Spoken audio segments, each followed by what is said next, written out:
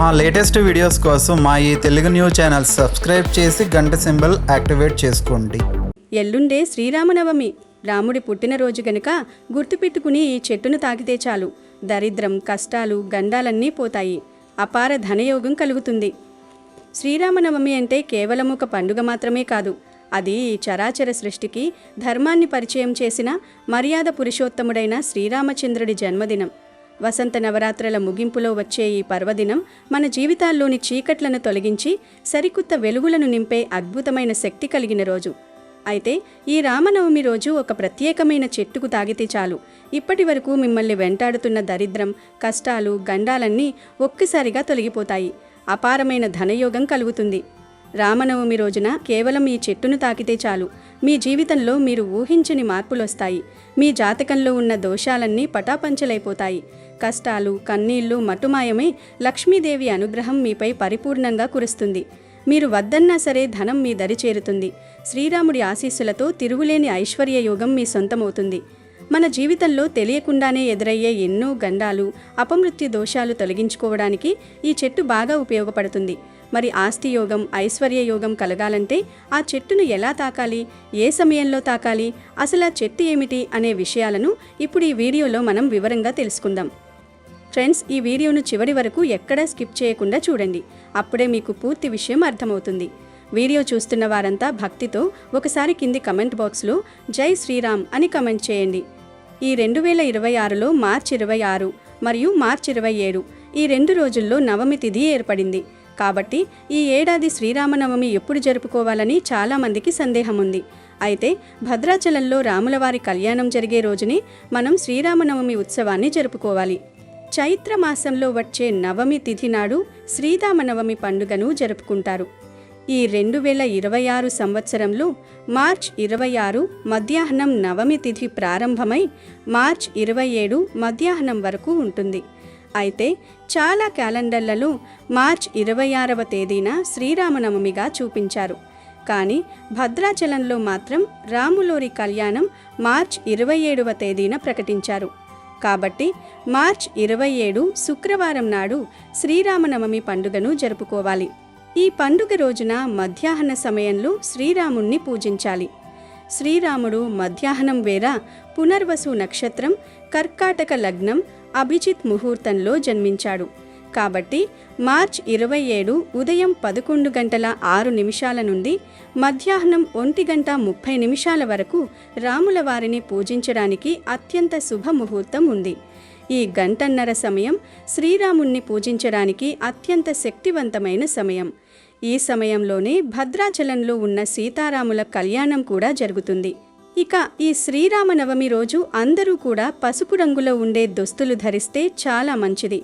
సంవత్సరమంతా కలిసి వస్తుంది. కష్టాలు రాకుండా ఉంటాయి. సుమంగళి యోగం కలుగుతుంది. కాబట్టి స్త్రీలు ఈరోజు పసుపు రంగు దుస్తులు ధరించండి. భర్తకు మంచి జరుగుతుంది. స్త్రీలు ఒక్కరే కాదు, పురుషులు కూడా ఈరోజు ఈ రంగు దుస్తులు ధరిస్తే శ్రీరాముల వారి అనుగ్రహం కలుగుతుంది. కానీ ఈరోజు పొరపాటున కూడా నలుపు రంగులో ఉండే దుస్తులను మాత్రం ధరించవద్దు. శ్రీరామనవమి పర్వదినాన ఆడవారు పచ్చడి రంగులో ఉండే మట్టి గాజులు ధరించాలి. అలా ధరిస్తే అష్ట ఐశ్వర్యాలు సిద్ధిస్తాయి. లక్ష్మీదేవి అనుగ్రహం కలుగుతుంది. పచ్చ రంగు అనేది ప్రకృతికి, ఎదుగుదలకి మరియు సౌభాగ్యానికి ప్రతీక. సీతాదేవికి కూడా పచ్చని రంగంటే ఎంతో ఇష్టమని, అది ఆమెకు అత్యంత ప్రీతిపాత్రమైనదని శాస్త్రాలు చెబుతున్నాయి.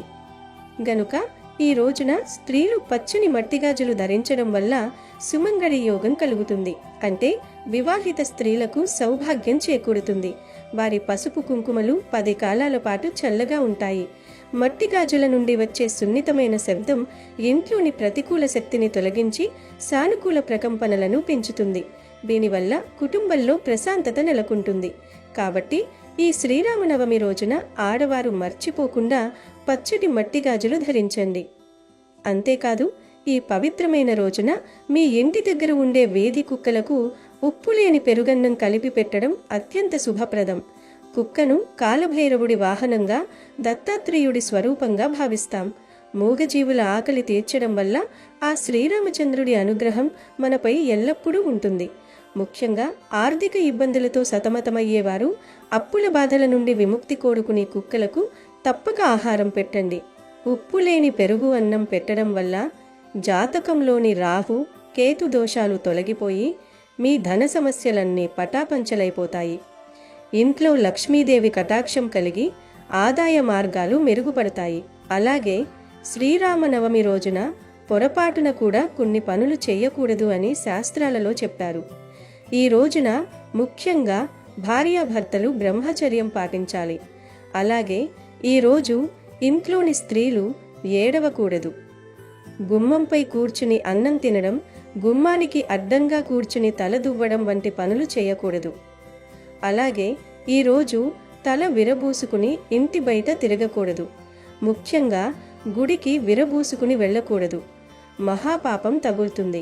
ఈ శ్రీరామనవమి రోజున కేజీ లేదా 2 కేజీల బెల్లం కొనుగోలు చేసి ఇంటికి తీసుకువచ్చుకుంటే సంవత్సరం అంతా కలిసి వస్తుంది. బెల్లం అనేది సాక్షాత్తు మహాలక్ష్మి స్వరూపం. ఈ రోజు బెల్లం కొని ఇంటికి తెచ్చుకోవడం అంటే సాక్షాత్తు లక్ష్మీదేవిని మన ఇంటికి ఆహ్వానించడమే. శ్రీరామచంద్రుడికి అత్యంత ప్రీతికరమైన నైవేద్యం పానకం. ఈ పానకంలో ప్రధానమైన పదార్థం కూడా బెల్లమే. అందుకే నవమి రోజుల బెల్లం కొనడం వల్ల ఆ మర్యాద పురుషోత్తముడి అనుగ్రహం మనపై పరిపూర్ణంగా లభిస్తుంది. ఈ పవిత్రమైన రోజున బెల్లం కొని ఇంట్లో పెట్టుకోవడం వల్ల జాతకంలోని దారిద్ర్య దోషాలు తొలగిపోయి అష్ట ఐశ్వర్యాలు సిద్ధిస్తాయని పురాణాలు చెబుతున్నాయి. మీరు ఆర్థిక ఇబ్బందులతో సతమతమవుతున్నా లేదా ఇంట్లో ధనం నిలకడగా ఉండటం లేదని బాధపడుతున్నా ఈరోజు బెల్లం కొని ఇంటికి తెచ్చుకోండి. నవమి రోజు ఉదయాన్నే శుచిగా స్నానం చేసి శుభ్రమైన వస్త్రాలు ధరించి మార్కెట్కు వెళ్లి స్వచ్ఛమైన బెల్లం ముక్కను కొనుగోలు చేయండి. దానిని తెచ్చి పూజా గదిలో ఉంచి స్వామికి నమస్కరించుకోండి. ఇలా చేయడం వల్ల మీ ఇంట్లోని ప్రతికూల శక్తి నశించి లక్ష్మీ కటాక్షం కలుగుతుంది. అనవసర ఖర్చులు తగ్గి ధన నిల్వలు వృద్ధి చెందుతాయి. శ్రీరామనవమి రోజున మనం చేసే పూజలో నైవేద్యం అనేది పరమ పవిత్రమైనది. ఆ రోజున ఒక ప్రత్యేకమైన ప్రసాదాన్ని రాముడికి నివేదన చేసి ఆ తర్వాత మనం తీర్థ ప్రసాదాలుగా స్వీకరిస్తే శరీరంలో ఉన్న సమస్త రోగాలు నయమవుతాయి. రామనవమి రోజున తప్పనిసరిగా పెట్టాల్సిన ఆ ప్రసాదం మరేదో కాదు, అదే పానకం మరియు వడపప్పు. వీటిని కేవలం ఒక ప్రసాదంగానే కాకుండా ఆయుర్వేద పరంగా కూడా ఎంతో గొప్ప ఔషధంగా పరిగణిస్తారు. ముందుగా పానకం గురించి చెప్పుకోవాలి. పానకం అంటే కేవలం బెల్లం నీళ్లు మాత్రమే కాదు, దాని వెనుక ఒక లోతైన అర్థం ఉంది. పానకం తయారు చేయడానికి మనం బెల్లం, మిరియాల పొడి, యాలకులు, సొంఠి మరియు పచ్చకర్పూరాన్ని వాడుతుంటాం. ఈ పదార్థాల కలయిక మన శరీరానికి ఎంతో మేలు చేస్తుంది. శ్రీరామనవమి వచ్చే సమయం వేసవికాలం ప్రారంభం. ఈ సమయంలో వాతావరణంలో మార్పుల వల్ల మన శరీరంలో ఉష్ణోగ్రత పెరుగుతుంది. పానకంలోని బెల్లం శరీరానికి తక్షణ శక్తినిస్తుంది. బెల్లం అంటే సూర్యుడికి ప్రతీక. సూర్య వంశోద్భవుడైన రాముడికి బెల్లంతో చేసిన పానకం అంటే ఎంతో ప్రీతి. ఇక ఇందులో వేసే మిరియాలు మన గొంతు సమస్యలను, జలుబు, దగ్గు వంటి ఇబ్బందులను తొలగిస్తాయి. సొంఠి జీర్ణక్రియను మెరుగుపరుస్తుంది. పానకం తాగుతుంటే మనస్సు ప్రశాంతంగా మారుతుంది. ఇది కేవలం ఒక పానీయం కాదు, భగవంతుడి ఆశీస్సులతో నిండిన అమృతం. వడపప్పు విషయానికి వస్తే నానబెట్టిన పెసరపప్పునే మనం వడపప్పుగా పిలుస్తాం. పెసరపప్పు శరీరానికి అత్యంత చలువ చేసే పదార్థం. వేసవిలో వచ్చే వడదెబ్బ నుంచి, అధిక వేడి నుంచి ఈ వడపప్పు మనల్ని రక్షిస్తుంది. ఆధ్యాత్మికంగా చూస్తే పెసరపప్పును నానబెట్టడం అంటే మనలోని అహంకారాన్ని తగ్గించుకుని భగవంతుడి పాదాల చెంత మెత్తగా అవ్వడం అని అర్థం. కొందరు ఈ వడపప్పులో పచ్చిమిర్చి ముక్కలు, కొబ్బరి తురుము, కొద్దిగా ఉప్పు కలిపి రాముడికి సమర్పిస్తారు. మరికొందరు ఈ వడపప్పులో బెల్లం కలిపి నివేదన చేస్తారు. పానకం అనేది సూర్యుడి శక్తికి చిహ్నమైతే వడపప్పు చంద్రుడి చల్లదనానికి చిహ్నం. ఈ రెండింటినీ కలిపి తీసుకోవడం వల్ల మన శరీరంలో పంచభూతాల సమతుల్యత ఏర్పడుతుంది. ఈ ప్రసాదాన్ని నైవేద్యంగా పెట్టి స్వీకరించడం వల్ల ఏడాది పొడవునా ఎటువంటి అనారోగ్యాలు దరిచేరవు. అందుకే పెద్దలు పానకం వడపప్పును రామనవమి రోజున విధిగా తీసుకోమని చెబుతారు. అయితే చాలామంది ఈ పానకం వడపప్పు పెట్టి అక్కడితో ప్రసాదం సంగతి ముగిసిందని అనుకుంటారు. కానీ నిజానికి శ్రీరాముడు రాజవంశానికి చెందినవాడు. ఆయన సాక్షాత్తు విష్ణు స్వరూపం. ఒక చక్రవర్తికి మనం భోజనం పెట్టినప్పుడు కేవలం పానీయం ఇచ్చి వదిలేయం కదా. అందుకే రామనవమి రోజున పానకం వడపప్పుతో పాటు మహానైవేద్యం కూడా సమర్పించడం చాలా ముఖ్యం.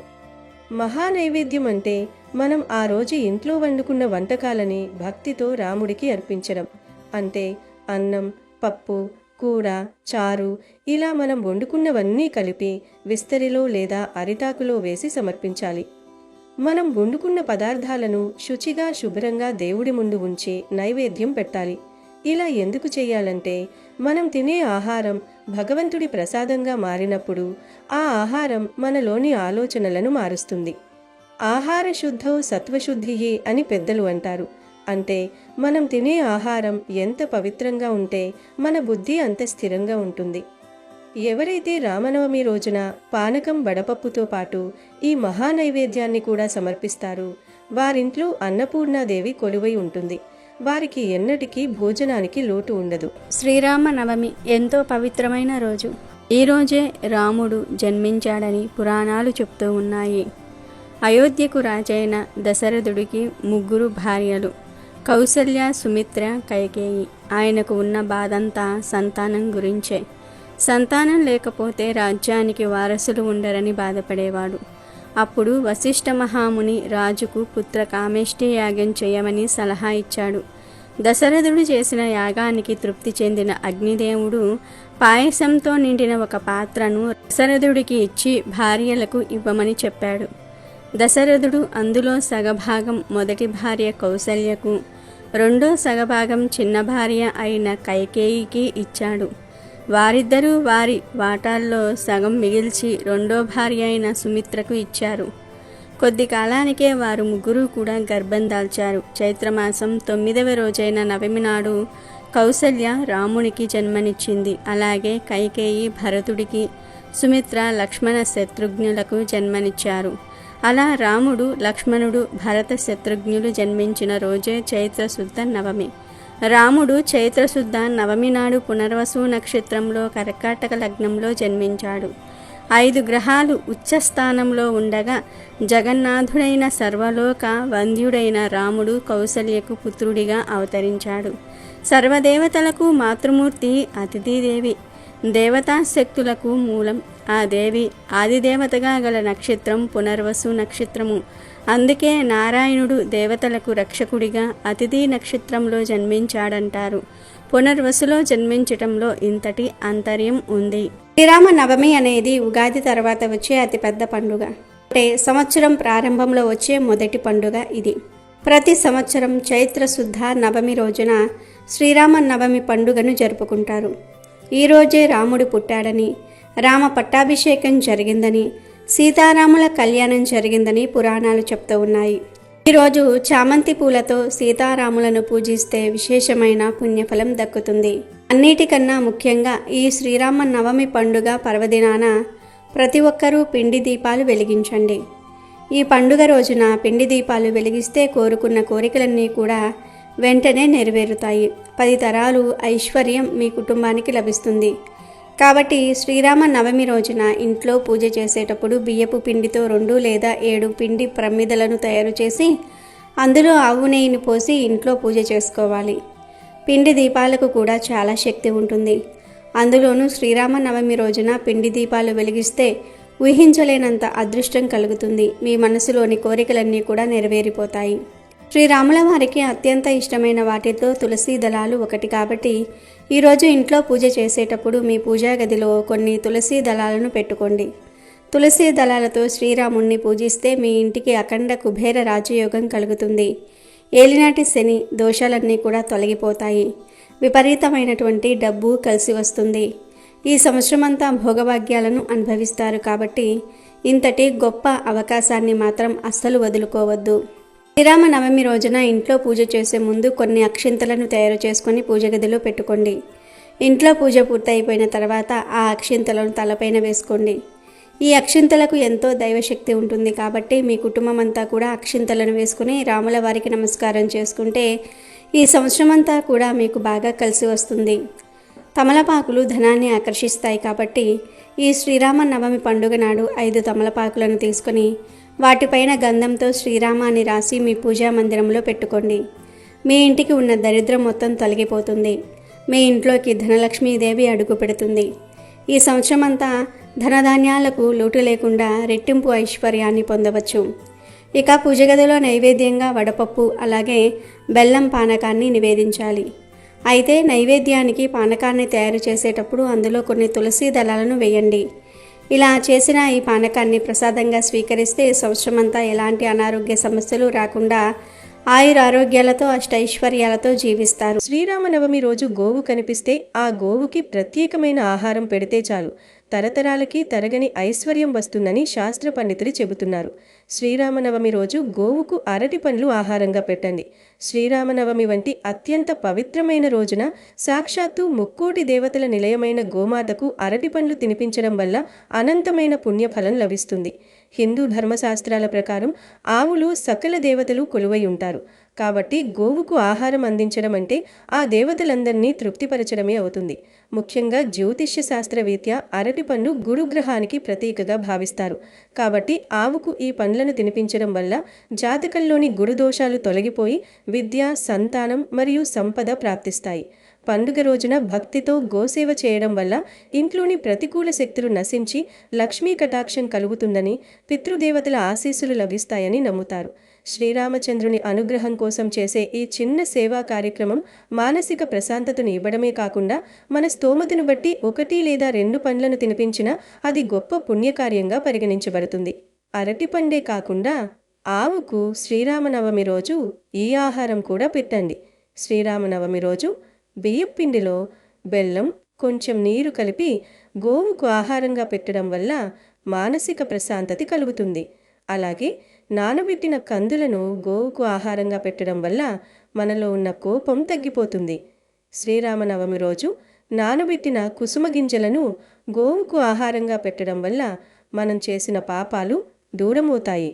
నానబెట్టిన శనగలని ఈరోజు గోవుకు ఆహారంగా పెట్టడం వల్ల మనలో ఆధ్యాత్మిక చింతన ఏర్పడుతుంది. రాగి పిండి మరియు బెల్లము కలిపి గోవుకు పెడితే మనకున్న దరిద్రాలు తొలగిపోతాయి. శ్రీరామనవమి రోజు నానబెట్టిన పెసర్లను ఆవుకు ఆహారంగా పెట్టడం వల్ల విద్యాభివృద్ధి కలుగుతుంది. శ్రీరామనవమి రోజు ఉడికించిన ఆలుగడ్డలను గోవుకు ఆహారంగా పెట్టడం వల్ల నరఘోష పోతుంది. అలాగే ఈరోజు ఆవుకు క్యారెట్ ఆహారంగా పెట్టడం వల్ల వ్యాపార అభివృద్ధి చెందుతుంది. బీట్రూట్, పాలకూడను కలిపి గోవుకు ఆహారంగా పెట్టడం వల్ల ఐశ్వర్యం కలుగుతుంది. శ్రీరామనవమి రోజు గోవుకు దోసకాయను ఆహారంగా పెట్టడం వల్ల శత్రువులు మిత్రులవుతారు.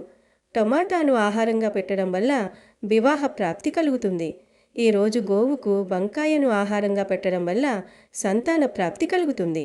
ఈరోజు బెండకాయను పెట్టడం వల్ల మనోధైర్యం కలుగుతుంది. దొండకాయను శ్రీరామనవమి రోజు గోవుకు పెట్టడం వల్ల మనోవ్యాధి తొలగిపోతుంది. జొన్నపిండి, బెల్లము కలిపి గోవుకు పెట్టడం వల్ల తెలివితేటలు పెరుగుతాయి. మినపపిండి మరియు బెల్లం కలిపి శ్రీరామనవమి రోజు గోవుకు పెట్టడం వల్ల ఐశ్వర్యం కలుగుతుంది. గోధుమ పిండి, బెల్లం కలిపి పెట్టడం వల్ల ఉద్యోగ ప్రాప్తి కలుగుతుంది. నానబెట్టిన పెసరపప్పు పెట్టడం వల్ల ఇంద్రియ నిగ్రహ శక్తి పెరుగుతుంది. నానబెట్టిన కందిపప్పు పెట్టడం వల్ల రుణబాధలు తీరిపోతాయి. నానబెట్టిన మినప్పప్పును పెట్టడం వల్ల సంపూర్ణ ఆరోగ్యాన్ని పొందుతారు. పచ్చిశనగపప్పు పెట్టడం వల్ల కుటుంబ కలహాలు దూరమవుతాయి. శనగపిండి, బెల్లం కలిపి పెట్టడం వల్ల కోర్టు వ్యవహారాల్లో విజయం పొందుతారు. ఇలా శ్రీరామనవమి రోజు ఆయా పదార్థాలను భక్తితో గోవులకు సమర్పించుకుంటే మీకున్న సమస్యలు సులభంగా పోతాయి. తరతరాలకి తరగని ఐశ్వర్యం వస్తుంది. శ్రీరామ నవమి రోజు కొన్ని పనులకు దూరంగా ఉండాలి. ఈరోజు అత్యంత నియమనిష్టలతో శ్రీరాముణ్ణి పూజించాలి. శ్రీరామ నవమి పవిత్రమైన రోజున అస్సలు చేయకూడని పనులు కొన్ని ఉన్నాయి. ఈ రోజున మాంసాహారం, ఆల్కహాల్ను అస్సలు తీసుకోకూడదు. రామ నవమి నాడు మాంసాహారం తింటే రామయ్యకు అపచారం కలుగుతుంది. ఫలితంగా ఆర్థిక ఇబ్బందులను ఎదుర్కోవలసి వస్తుంది. అలాగే ఉల్లిపాయలు, వెల్లుల్లిని కూరలలో వేయకూడదు. నవరాత్రుల సమయంలో జుట్టు కత్తిరించటం లేదా షేవింగ్ చేయటం అస్సలు మంచిది కాదు. రామనవమి నాడు ఎవ్వరూ వివాదాల జోలికి వాదనల జోలికి పోకూడదు. ఎవరితోనూ గొడవలకు దిక్కూడదు. హింస చేయరాదు. ముఖ్యంగా భార్యాభర్తలు అస్సలు తగువులు ఆడకూడదు. ఇతరుల వ్యవహారాలలో వివాదాలలో తలదూరిస్తే రామయ్యకు ఆగ్రహం వస్తుంది. ఫలితంగా ఆర్థిక కష్టాలు నష్టాలు కలుగుతాయి. కనీసం 9 రోజుల పాటు రాముడి ఆశయాలను పాటించడానికి ప్రయత్నించండి. ఇతరులను విమర్శించటం లేదా వారి గురించి చెడుగా మాట్లాడడం మానుకోండి. కష్టాల్లో ఉన్నవారి పట్ల దయగా ఉదారంగా ఉండండి. శ్రీరామ నవమి వేడుకలను చేసేవారు, రాములవారి కళ్యాణం చేయించేవారు వెల్లుల్లి ఉల్లిపాయలను ఆహారంలో తినటం మానుకోవాలి. ఆహారం మాత్రమే కాదు, మద్యం సేవించటము, ధూమపానం చేయటం వంటివి రామనవమి నాడు అస్సలు చేయకూడదు. రామనవమి ప్రాముఖ్యత ఇచ్చిన మాటకు కట్టుబడి ఉండటం, ధర్మాన్ని పాటించటం, ఏకపత్ని వ్రతుడిగా ఉండటము, ఎల్లప్పుడూ సత్యం మాట్లాడడం మంచి ప్రవర్తన సద్గుణాలకు చిహ్నం. శ్రీరామ నవమి రోజున ముఖ్యంగా ఈ శ్లోకం పఠించాలి. శ్రీరామ రామ రామేతి రమే రామే మనోరమే సహస్రనామ తత్తుల్యం రామనామ వరాననే. ఈ శ్లోకం 3 సార్లు స్మరించినంత మాత్రానే ఒక విష్ణు సహస్రనామ పారాయణం ఫలితమే కాదు, భక్తులకు శివ సహస్రనామ ఫలితం కూడా లభిస్తుంది. ఇక అసలు విషయంలోకి వస్తే హిందూ ధర్మంలో ప్రకృతిని దైవంగా భావిస్తాం. ప్రతి చెట్టులోనూ ఒక దేవత కొలువై ఉంటుందని నమ్ముతాం. అయితే శ్రీరామనవమి వంటి పవిత్ర తిథులలో కొన్ని చెట్లు విశ్వంలోని అతీంద్రియ శక్తులను, కాస్మిక్ ఎనర్జీని గ్రహించి నిక్షిప్తం చేసుకుంటాయి. అటువంటి అద్భుతమైన శక్తి కలిగిన చెట్టే మామిడి చెట్టు. అవును, మీరు విన్నది నిజమే. శ్రీరామనవమి రోజున మామిడి చెట్టుకు విపరీతమైన శక్తులు వస్తాయి. మామిడి ఆకులు లేనిదే మన శుభకార్యాలు జరగవు. మామిడి తోరణం లేనిదే మన గుమ్మం కలకలలాడదు. మామిడి చెట్టును సాక్షాత్తు లక్ష్మీ స్వరూపంగా, మంగళప్రదమైన వృక్షంగా చూస్తాము. శ్రీరామనవమి రోజున ఈ మామిడి చెట్టును తాకడం వల్ల మీ శరీరంలోని ప్రతికూల శక్తి తొలగిపోయి సానుకూల శక్తి ప్రవేశిస్తుంది. దీనివల్ల కష్టాలు, కన్నీళ్లు, గండాలు తొలగిపోతాయి. శ్రీరాముడి అనుగ్రహంతో మీకు పట్టాభిషేక మహోత్సవం జరిగినంతటి రాజయోగం కలుగుతుంది. ఈరోజు మీరు చెయ్యవలసిందల్లా ఒక్కటి. శ్రీరామనవమి రోజున ఏదో ఒక సమయంలో, అది ఉదయం కావచ్చు లేదా సాయంత్రం కావచ్చు, స్నానాది కార్యక్రమాలు ముగించుకుని శుచిగా ఒక మామిడి చెట్టు దగ్గరకు వెళ్ళండి. ఆ చెట్టుకు భక్తితో కొన్ని నీళ్లు పోసి ఆ వృక్షరాజానికి మనస్ఫూర్తిగా నమస్కారం చేసుకోండి. మీ మనసులోని కోరికలను, కష్టాలను ఆ రామయ్యకు విన్నవించుకున్నట్లుగా ఆ చెట్టుకు చెప్పుకోండి. తరువాత మామిడి చెట్టుకు 11 సార్లు ప్రదక్షిణలు చేసి ఆ తరువాత ఆ మామిడి చెట్టును మీ 2 చేతులతో 11 సార్లు తాకాలి. ఇలా 11 సార్లు తాకడం వెనుక ఒక పెద్ద రహస్యం ఉంది. 11 సంఖ్య అనేది హనుమంతుడికి, అలాగే ఏకాదశ రుద్రులకు ప్రతీక. రాముడికి అత్యంత ప్రియమైన భక్తుడు హనుమంతుడు కాబట్టి ఆ సంఖ్యలో చెట్టును తాకడం వల్ల హనుమంతుడి రక్షణ కవచం మీకు లభిస్తుంది. దీనివల్ల లక్ష్మీదేవి అనుగ్రహం కలిగి అష్టైశ్వర్యాలు సిద్ధిస్తాయి. అపమృత్యు దోషాలు అంటే అకాల మరణ భయాలు ఉన్నా, ప్రమాదగండాలున్నా అవన్నీ తొలగిపోతాయి. ఈరోజు మామిడి చెట్టుకు ఉండే ప్రత్యేకత ఏమిటంటే, సూర్యరశ్మి ద్వారా వచ్చే దివ్యమైన శక్తులను ఈ చెట్టు తనలోకి ఆవాహన చేసుకుంటుంది. మీరు ఆ చెట్టును తాకినప్పుడు ఆ వృక్షంలోని శక్తి తరంగాలు మీ నాడీ మండలం ద్వారా మీ శరీరంలోకి ప్రవేశిస్తాయి. దీనివల్ల మీ శరీరంలోని దీర్ఘకాలిక వ్యాధులు నయమవుతాయి. మనస్సుకి ప్రశాంతత లభిస్తుంది. శరీరానికి నూతన ఉత్తేజం వస్తుంది. అష్టైశ్వర్యాలు సిద్ధిస్తాయి. కాబట్టి తప్పనిసరిగా అందరూ ఈరోజు మామిడి చెట్టును తాకండి.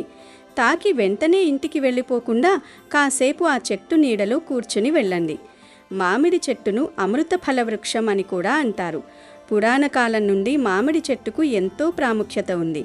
శ్రీరాముడు వనవాస సమయంలో కూడా ఎన్నో చోట్ల మామిడి వృక్షాల నీడన విశ్రమించారని, ఆ చెట్లంటే ఆయనకు ఎంతో ప్రీతి అని చెబుతుంటారు. అందుకే ఈరోజు మామిడి చెట్టును పూజించడం వల్ల ఆ రాముడిని మీరుగా పూజించినంత ఫలితం దక్కుతుంది. ధనప్రాప్తి కలగాలంటే లక్ష్మీ కటాక్షం ఉండాలి. ఆ లక్ష్మీదేవికి మామిడి చెట్టు ఇష్టమైన నివాసం. ఎక్కడైతే పచ్చని మామిడాకులుంటాయో అక్కడ అలక్ష్మి ఉండదు. కాబట్టి ఈ రామనవమి రోజున ఈ చెట్టును తాకడం మర్చిపోకండి. మీరు ఎంతో కాలంగా ఎదురుచూస్తున్న ఆస్తి గొడవలు పరిష్కారం కావాలన్నా, వ్యాపారంలో లాభాలు రావాలన్నా, ఉద్యోగంలో ప్రమోషన్ కలగాలన్నా ఈ మామిడి చెట్టు స్పర్శ మీకొక వరంలా మారుతుంది. అపార ధనయోగం అంటే కేవలం డబ్బు రావడం మాత్రమే కాదు, వచ్చిన డబ్బు నిలబడటం, ఇంట్లో సుఖశాంతులుండటం కూడా. మామిడి చెట్టును తాకినప్పుడు మీలో కలిగే ఆ పాజిటివ్ వైబ్రేషన్స్ మీ ఆలోచన విధానాన్ని మారుస్తాయి. తద్వారా మీరు సరైన నిర్ణయాలు తీసుకుని ఆర్థికంగా ఎదుగుతారు. రామనవమి రోజున ఈ చెట్టు నుండి వెలువడే ప్రాణవాయువు కూడా ఎంతో శక్తివంతంగా ఉంటుంది. అందుకే ఆ చెట్టు దగ్గర గడపడం, దాన్ని తాకడం వల్ల అనారోగ్య సమస్యలు కూడా దూరమవుతాయి. ఎవరైతే తీవ్రమైన మానసిక ఒత్తిడితో, దిష్టి దోషాలతో బాధపడుతుంటారో వారికి ఇదొక గొప్ప పరిష్కారం. గనుక ప్రతి ఒక్కరూ ఈ శ్రీరామనవమి రోజున మీ ఇంటి దగ్గరలో ఉన్న లేదా ఏదైనా దేవాలయంలో ఉన్న మామిడి చెట్టును దర్శించుకుని దానికి నీళ్లు పోసి 11 సార్లు తాకి నమస్కరించుకోండి. ఆ రామయ్య జన్మించిన ఈ పవిత్ర రోజున ప్రకృతి మాతను ఆశ్రయించడం వల్ల ఖచ్చితంగా మంచి ఫలితాలు ఉంటాయి. ఐశ్వర్య యోగం, ఆస్తి యోగం కలుగుతాయి. ఎటువంటి కష్టాలున్నా పోతాయి, సమస్యలున్నా పోతాయి. లక్ష్మీ యోగం కలుగుతుంది, సకల సంపదలు సిద్ధిస్తాయి.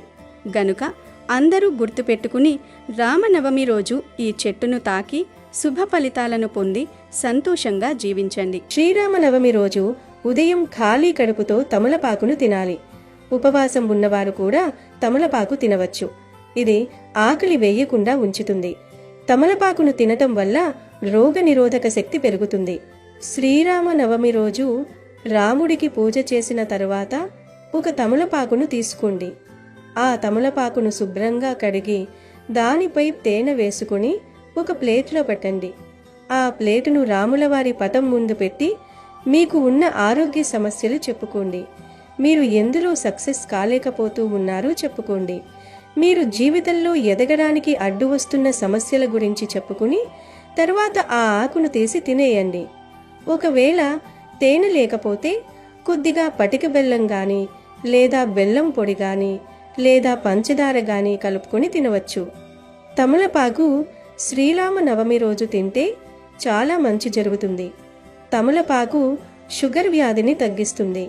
జీర్ణక్రియ సమస్యలను, అధిక బరువును తగ్గిస్తుంది. రోజు పరగడుపున తమలపాకు తింటే మీకు ఎలాంటి ఆరోగ్య సమస్యలు రావు. తమలపాకు క్యాన్సర్ కణాలు పెరగకుండా నిరోధిస్తుంది. గ్యాస్ సమస్య నుంచి ఉపశమనం పొందటంలో సహాయం చేస్తుంది. శరీరంలో ఐరన్ను పెంచడంలో తమలపాకు ఎంతగానో సహాయం చేస్తుంది. తమలపాకు తింటే మీకు ఉన్న ఎన్నో రకాల ఆరోగ్య సమస్యలు తగ్గిపోతాయి. ఒక తమలపాకు మీ జీవితాన్ని మారుస్తుంది. ఎలాగో శ్రీరామనవమి రోజు స్వామివారికి పూజించడానికి తమలపాకును ఉపయోగిస్తారు కదా. పూజ కోసం తెచ్చిన తమలపాకులలో నుంచి మీకోసం, మీ కుటుంబ సభ్యుల కోసం ఒక్కో ఆకు తీసుకుని పక్కకు పెట్టుకోండి. పూజ పూర్తయిన తర్వాత ప్రసాదం తినే ముందు తమలపాకులో తేనె వేసుకుని తినండి. మీ పిల్లలకు కూడా ఈ శ్రీరామనవమి రోజు తమలపాకులో తేనె వేసి ఇచ్చి వాటిని తినమని చెప్పండి. ఈ ఆకు తింటే తెలివితేటలు బాగా పెరుగుతాయి. చదువులో పురోగతిని సాధిస్తారు. ఈ ఆకు తినటం వల్ల ఆరోగ్యానికి అయ్యే ఖర్చు దాదాపుగా మిగులుతుంది. తమలపాకు తిన్నవారికి మంచి ఆరోగ్యం లభించడం ఖాయం. ఇటీవల కాలంలో ఆడవారు చాలా రకాల ఆరోగ్య సమస్యలతో బాధపడుతూ ఉన్నారు. బరువు పెరిగిపోయి థైరాయిడ్ సమస్యలతో బాధపడుతూ ఉన్నారు. అలాంటి వారు ఈ శ్రీరామనవమి నుండి క్రమం తప్పకుండా తమలపాకును తినండి. మీరే మార్పును చూస్తారు. ఎన్ని మందులు మింగినా ప్రయోజనం పొందని వారు ప్రతిరోజు తమలపాకును తినండి. తప్పకుండా మీ ఆరోగ్యం 100% అభివృద్ధి చెందుతుంది. మీకు ఉన్న అన్ని రకాల ఆరోగ్య సమస్యలు తొలగిపోతాయి. తమలపాకులు అందరికీ అందుబాటులోనే ఉంటాయి. కాబట్టి ప్రతి ఒక్కరూ కూడా ఈ శ్రీరామనవమి రోజు తప్పకుండా తమలపాకును తినండి. మంచి ఆరోగ్యాన్ని పొందండి. ఆర్థిక పరంగా వృద్ధి చెందండి. అమెజాన్లో బెస్ట్ డిస్కౌంట్స్ కోసం వీడియో డిస్క్రిప్షన్లో లింకు ఉంది, చూడండి. అలాగే మా టెలిగ్రామ్ ఛానల్ సబ్స్క్రైబ్ చేసుకోండి.